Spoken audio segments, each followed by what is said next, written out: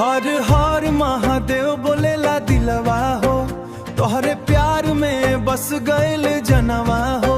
भोले बाबा से मांगनी तोहरा के सजना, अब तू हीन बन गइलू हमर सपना। तोहरे नैना में गंगा के धार बा, तोहरे हाँसी में शिव जी के प्यार बा। जब तू साथ रहे लो ए जान, हर दिन लागे सवा के बाहर बा। हर हर महादेव प्यार दे, तोहरे बिना न लागे मनवा ये सनम। भोले बाबा गवा हमरा प्यार के जन्म, ज रही साथ हमर हमदम। हर हर महादेव की दिलवा के सुर तोहरे नाम से धड़के जियारा जरूर। चांद भी फीका लागे तोहरे आगे, रात भर देख तोहर चेहरा हो।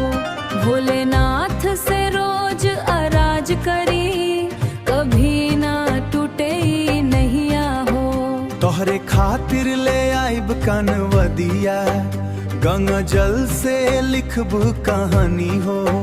तोहरे हाथ पकड़ के सजनी बीता दिन पूरी जिंगानी हो।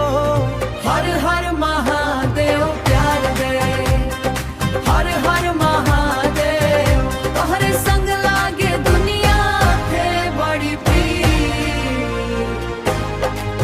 भोले बाबा के कृपा है सदा, कभी न होइबा में दूरी री।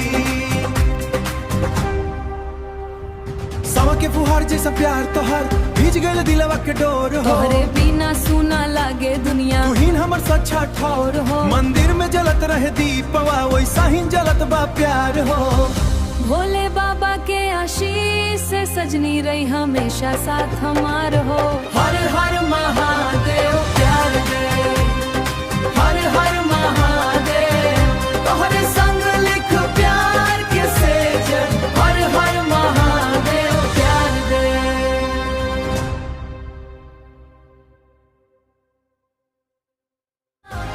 बड़ी पीर, भोले बाबा राखसू खुश दुनों के। जन्म जन्म रहे ई ने।